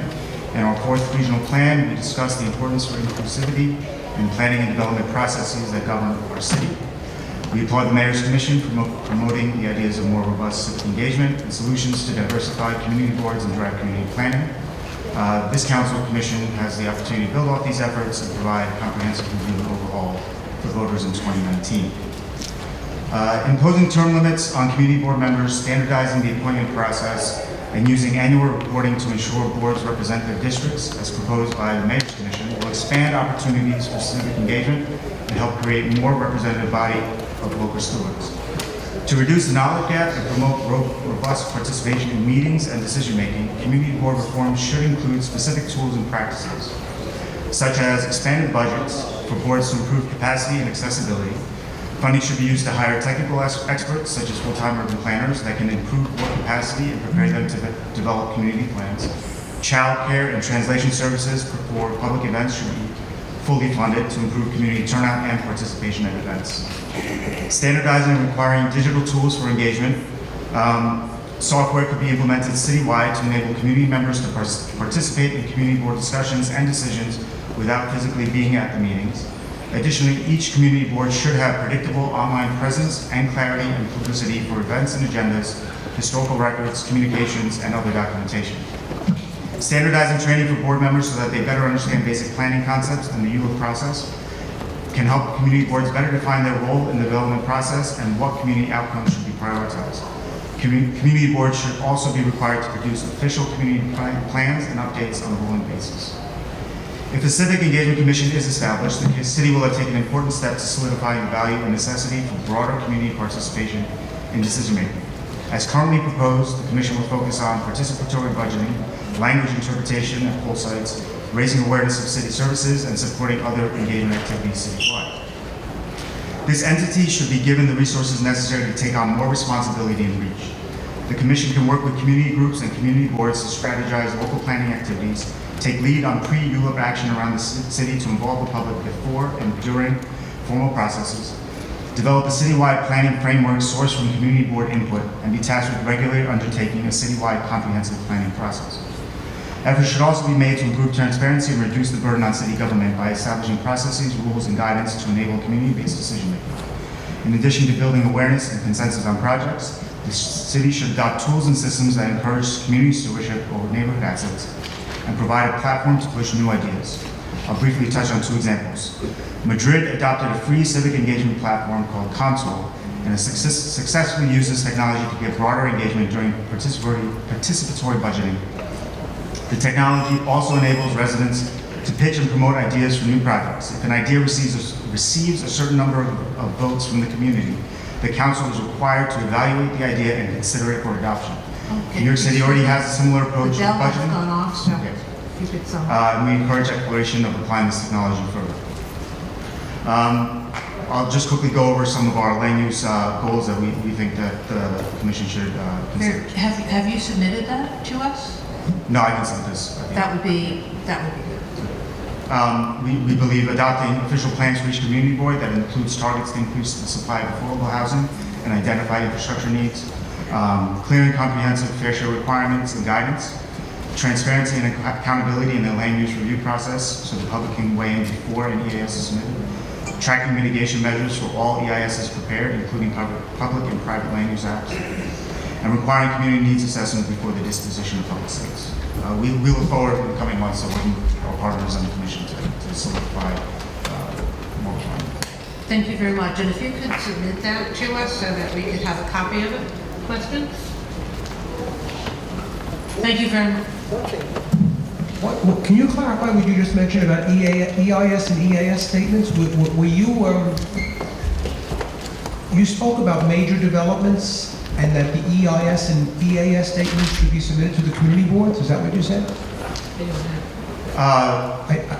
No, Oh, I thought that's what you said, because that already happens now. Right. We're saying that there should be mitigation measures should be tracked better when EISs are prepared for both public and private land use applications. Okay. I believe the council already has a process for tracking both a mitigation and governmental commitments to communities pursuant to zoning changes. And they're tracked and published. Okay. You may want to take a look at that, but if you could submit your testimony, Sure. I would appreciate it.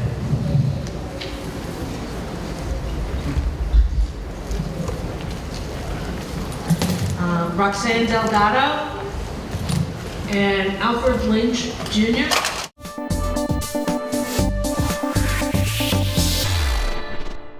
Hello, how are you? My name is Roxanne. I live in the Bronx my whole life. I'd like to start off first with the commission. She had chose a better date. I'm sorry I had to leave a volunteer event for the primary date tomorrow, so I know you have limited choices, but and also I would have liked if the commission would introduce each of its member and your background, but I could look it up on the website. Okay, to continue, I'm here on behalf in support of term limits. Rumors says that this commission was convened by the city council to overturn term limits again against the will of the people. Like I said, it's rumors.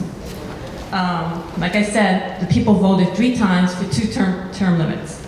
And actually my city council member, Jimmy Vaca, against the will of the people, voted until the 3rd term in 2009. Shame on you. But I digress. So we need to close that loophole because people voted for each city council member to serve 2 terms. Actually, city council member Karen Kowalskiewicz has served 10 years from 2000, Karen Koslowitz. I'm sorry. Koslowitz. She served 10 years and she returned in 2009 to serve another 12 years, totaling 22 years in service, which is against 2 4-term limits, which is 8 years. Yes, but what the legislation, I don't mean to It's a interrupt loophole. you. It's not a loophole. What the legislation says and what was adopted is that a council member can only serve 2 consecutive exactly. terms. But if they return after not serving, there is no prohibition. But there It's should not be. a loophole. There should be a prohibition. It's the law. This is against the spirit of the law. There should be a prohibition, as you stated, where they not only can only serve 2 consecutive term 4-term years, but they also cannot return after serving those 2 consecutive 4 terms because it's against the spirit of the people. You have to understand there's laws, but there's always when you consider ways to circumvent the laws. I'm asking you to prevent that from happening, please. Because you have to give other new voices a chance. These people are serving to the 80s. No offense, I'm not against ageism, but sometimes you have to have new voices. These people are the ones why I can't afford my rent anymore. They're saying, oh, city planning. It's the city council that approves these zoning. They have the final authority. So why are they blaming the city planning? It's the city council and the speaker that does it. They have more power than the mayor de Blasio has. Okay. I'm sorry, but it's true. I'm sorry. And my second thing, district manager. They should be appointed, elected, not appointed because it's a political position. Now, my former city council member chose a district manager. No offense to him, he's a nice young guy, but was he the best of the selection process? We don't know. It's a closed process. And one last thing, please, one last thing. Okay. Because I'm prepared. I wrote this at the last minute. Community boards, yes, term limits. District manager should be an elected position, and I guess I lost out. And special election. Thank you for your time. Thank you, commission. Have a good day. Any questions? Oh, wait. Any questions? I just want to make sure what you said. You would like us to look at making the term limit prohibition for all time. Exactly. You get 2 terms, period. They should not be able to be returned. That was kind of a yes or no. Yes, please, Commissioner. Please, Chair. And you're also asking us about electing district managers. Correct. Electing in the how would they be elected? Just like the regular elected position, elected through Like your council member. Exactly. It could be the same terms. It could be the same process, the same year. It could run. Sorry. Like the other members of the community No, board no, would not because be. they're volunteer. They don't receive a salary. Okay. Thank you. Thank you. Thank you.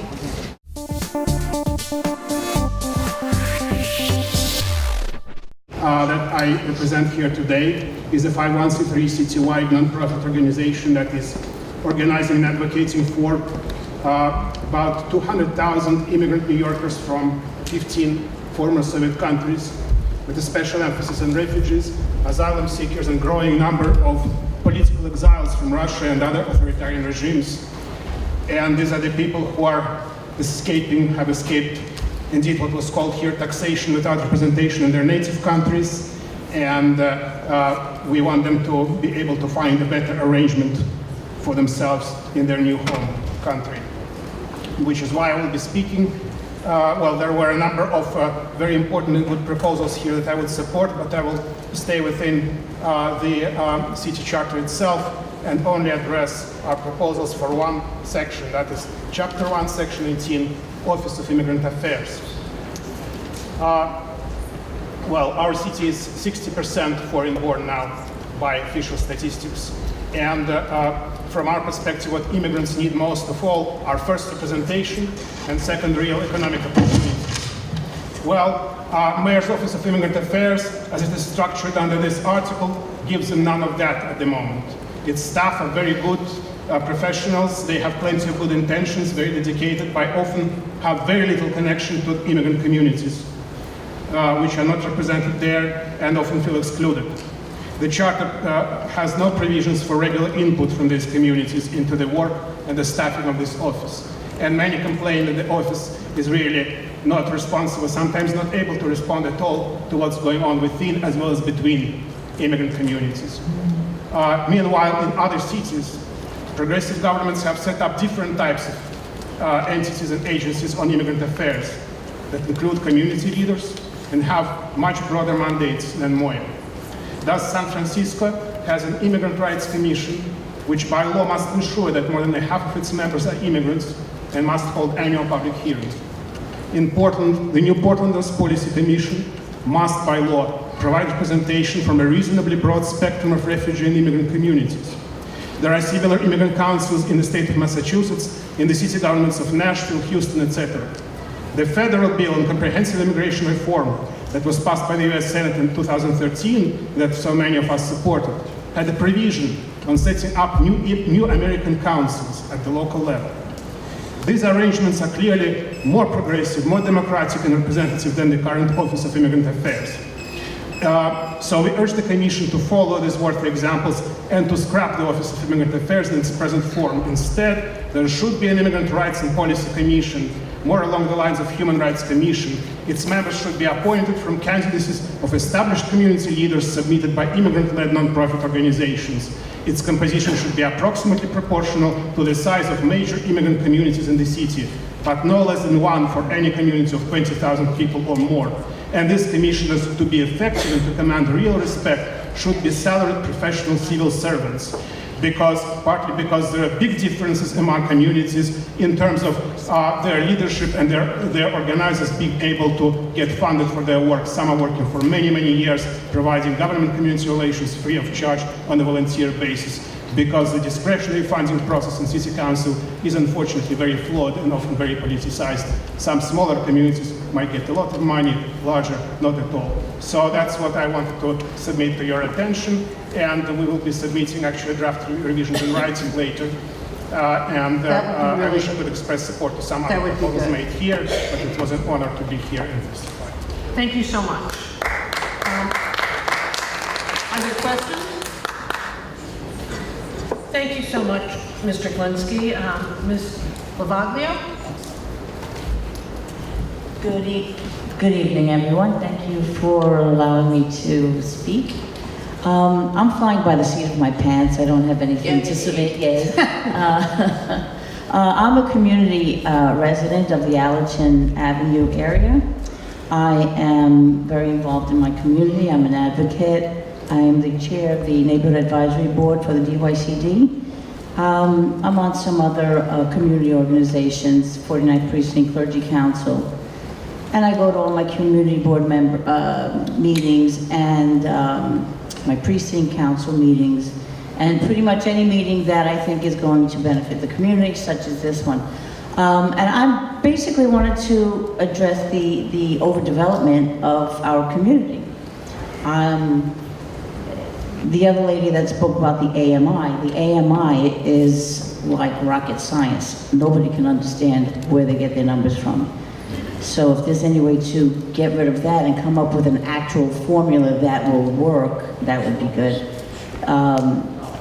This housing crisis that people keep talking about and are buying into is really not a housing crisis at all. It's a manufactured housing crisis. The problem is that the rent, you have developers coming in and raising the property taxes, and the rents come in. Affordable housing, when you say affordable housing, I think it's like 30 or 35 is affordable.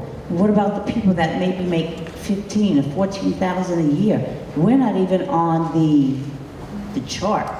There are people, the elderly, the disabled, people that may not be part of SCREE or DREE and things like that. There are homeowners that are struggling to keep their homes because everything's going up. So there's no lack of housing. There's housing, but it's just not affordable. And making $30,000 a year does not make something affordable either, because in our community, we have more low-income people than affordable income people at this point. So it's just basically what I wanted to say. I still have what? I got 50 seconds? Okay. God, there was such, I should have wrote this down. The methadone clinics that are popping up all over the place, and the shelter, they're converting apartment buildings into shelters without any community input at all.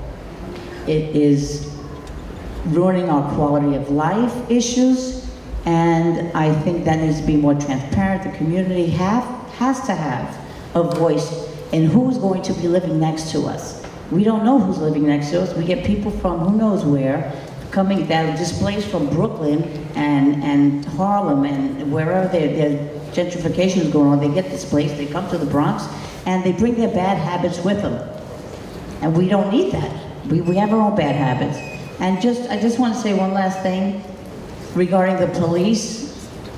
Before people bash the police, yes, there are problems with some things. However, the police have a very hard job.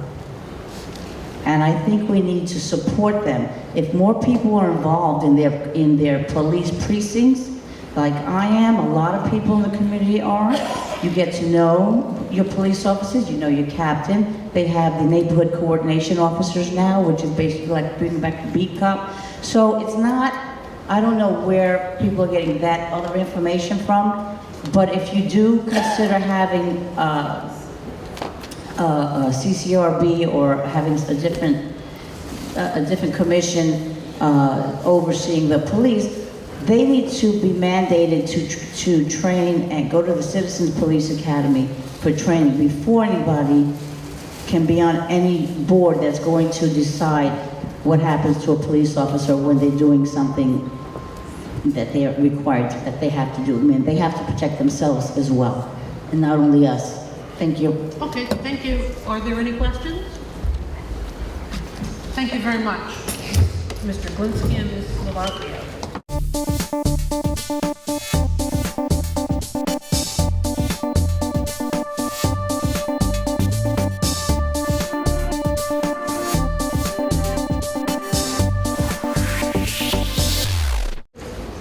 Judy L. first. Oh, very good. Okay, my name is Cimatelli, Judy Cimatelli, and I'm here to say that my city council, or the city council itself as a whole, has been doing such a great job. I support a third term.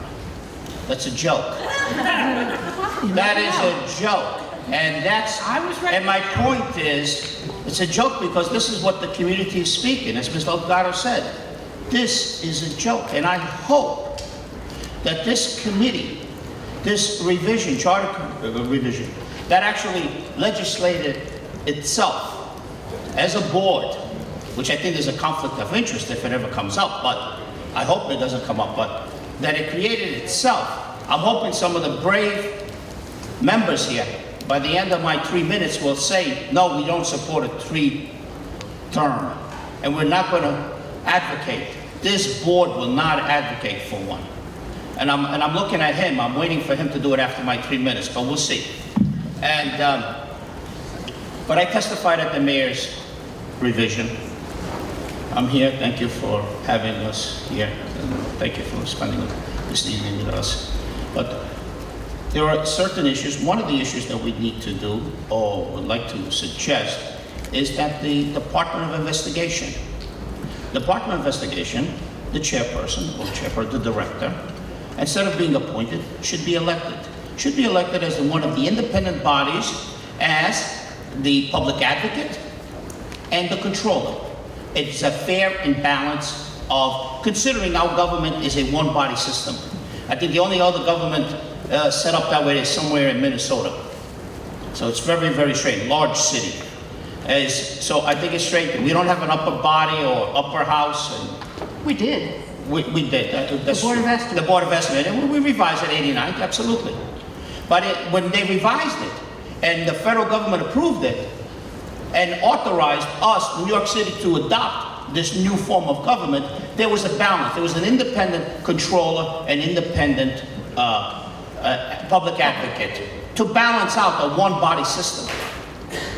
To balance it out. Because this is what it needs to have, a balance.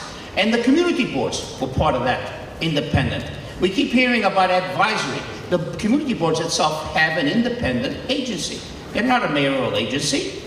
They're an independent agency. They have the same authority.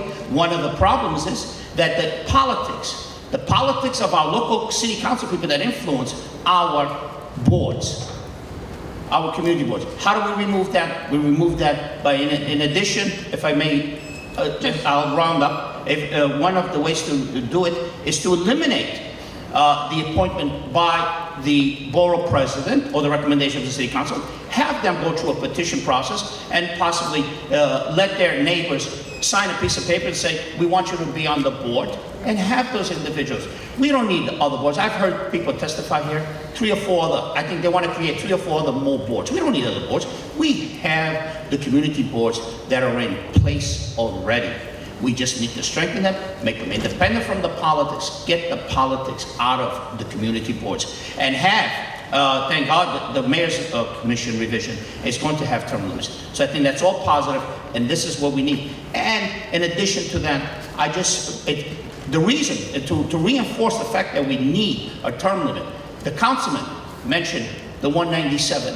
I sat on the community board, and obviously, it's very difficult to create a 197. That is the means of creating some of the testimony here by the non-for-profit organizations. That is the means. How many 197s have been produced by the boards? Very, very small. Very, very small throughout the city. Probably ask Mr. Weisbrod.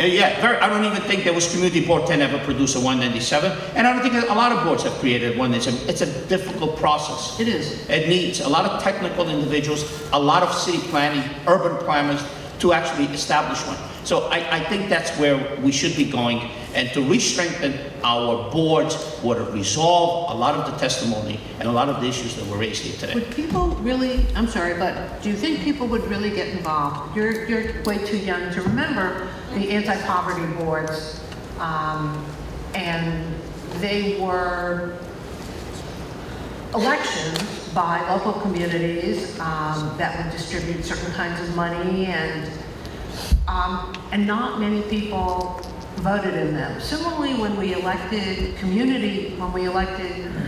Community school boards. boards, Yes. we also didn't get vast amounts of turnout, even though parents were involved and PTAs tried to get people out.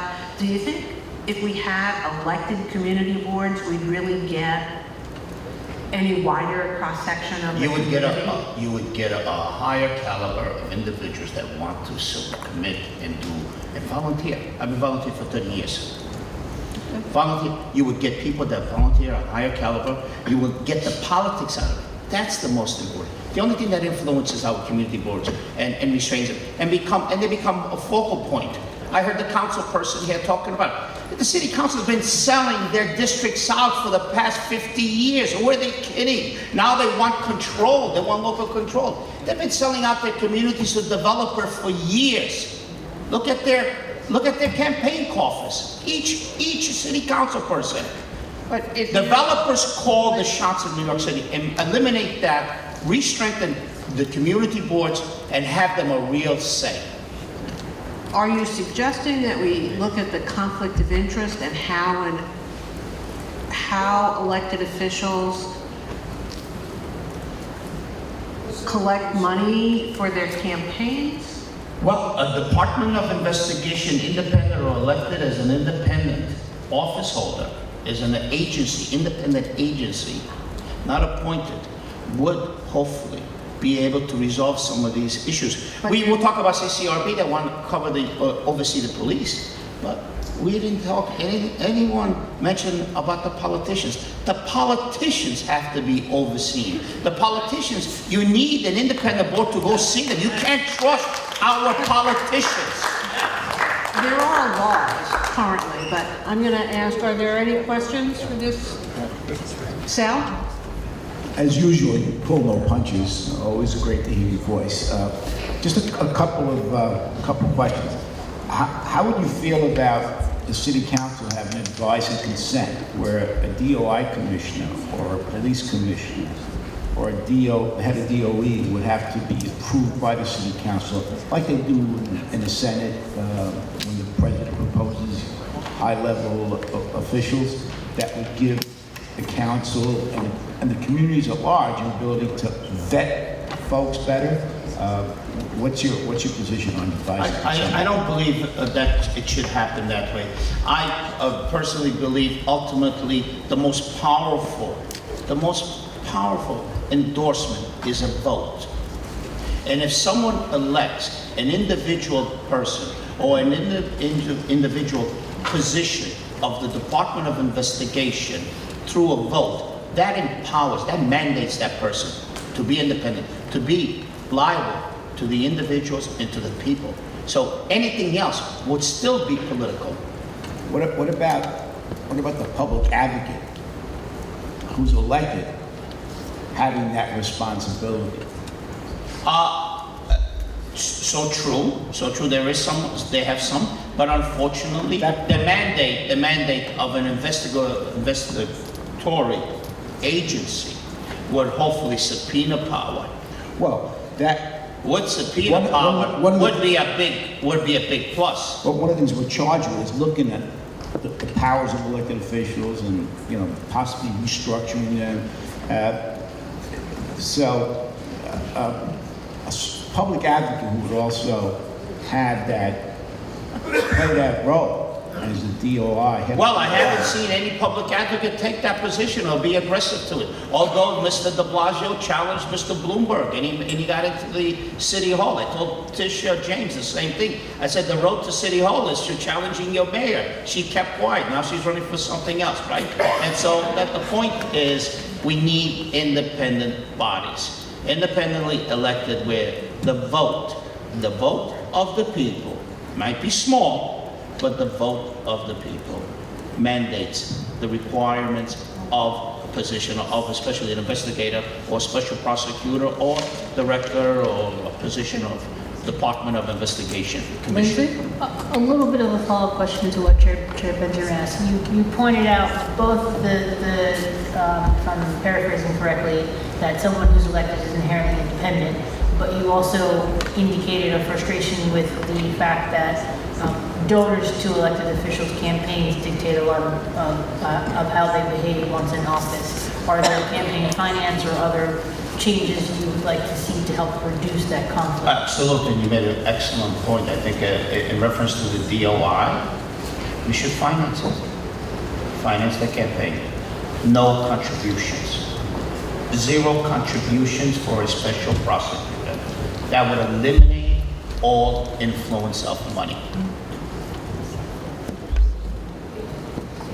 Anyone else? Allison? So it would be, so how would one qualify to get, I'm assuming 0 financing and it's publicly funded? Petitioning. So anybody who got the requisite number of signatures would get the same baseline amount of money from the city to The run? system is set up, yes, that would be an appropriate means of show of support. I mean, we can't allow the Bar Association to do it if that's, I don't want to see any outside. I think there are some constitutional challenges to that based on wealthy individuals being able to then spend without limit because we couldn't stop them, et cetera. If I could just comment on that, Madam Chair. Yes, I'm sorry. The idea of public financing the campaigns is not a novel idea. We're at least, my borough president, Eric Adams, who appointed me, one of the things that he said to me, he wants to see public financing the campaigns. So we get the money out of politics, and it's not like we're reinventing the wheel. You look at Seattle, you look at Arizona, you look at Connecticut, you look at Maine and Vermont, they have true public financing the campaigns.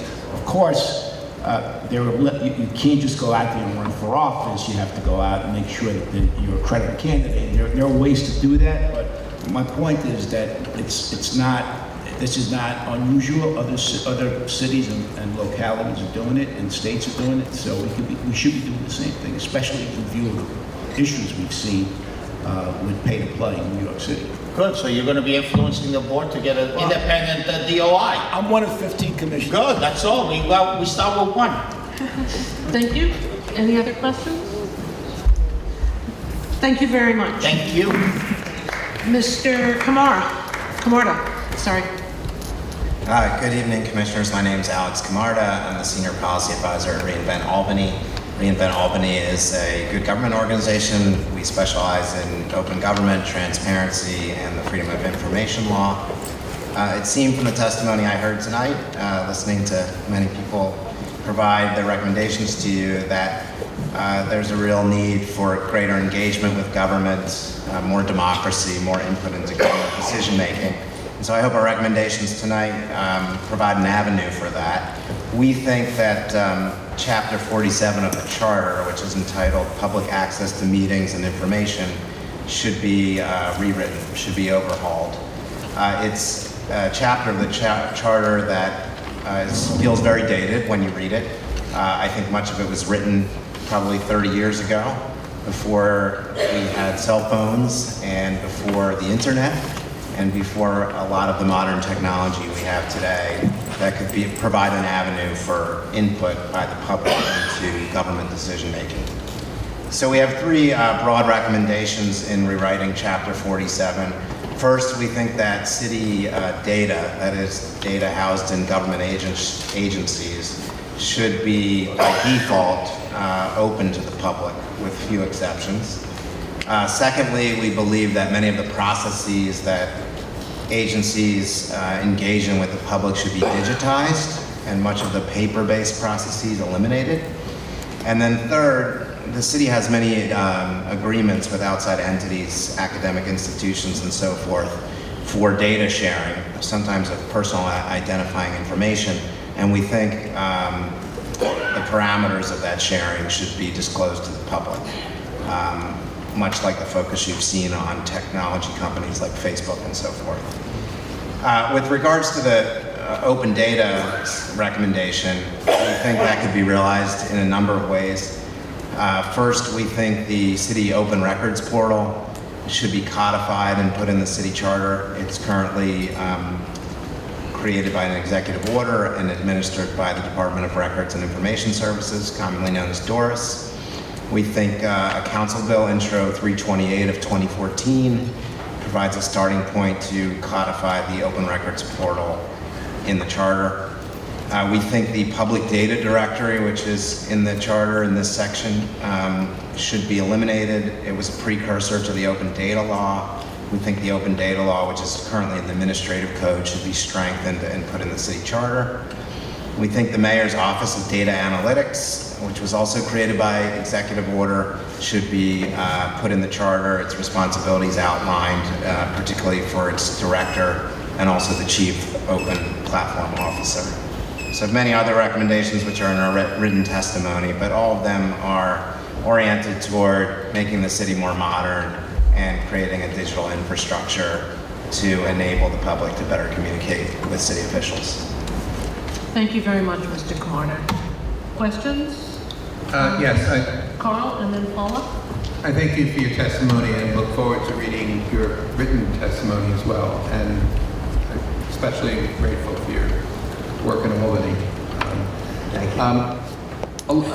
The recommendations that you make here, do you have examples of best practices elsewhere that could be models to this, with your recommendations?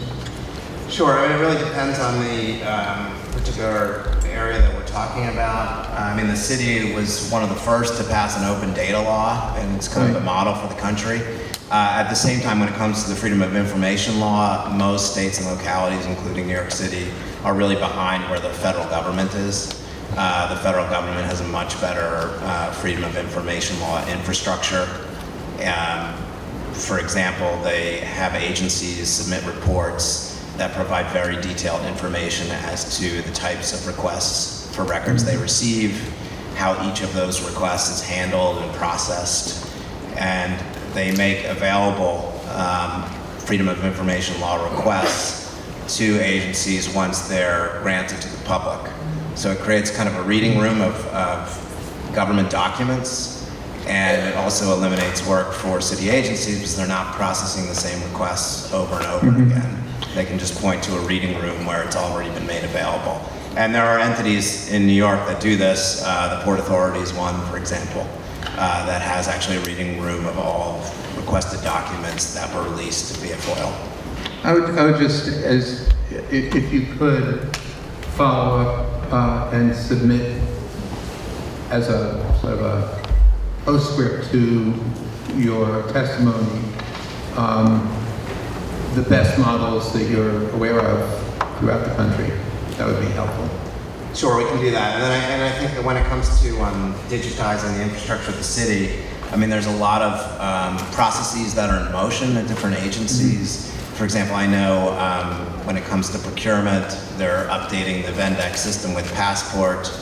I know that many vendors complain about having to submit RFPs sometimes in person, via mail. I think that will help cure that problem, but there are many paper-based processes, whether it's submitting an application for a permit or for a license, where you have some agencies that actually have made these processes digitized, and then others that have not yet done so, or even within an agency, they've done it for one form or one application, but not another. And it's really about sharing best practices within the city. I think that would be, the more information you can provide would be helpful. I think the more efficient we can make the government, the better it's going to be, certainly between and among agencies as well as with the public. And the more transparent we can be, the better the public will understand what government does as well. So, look forward to it.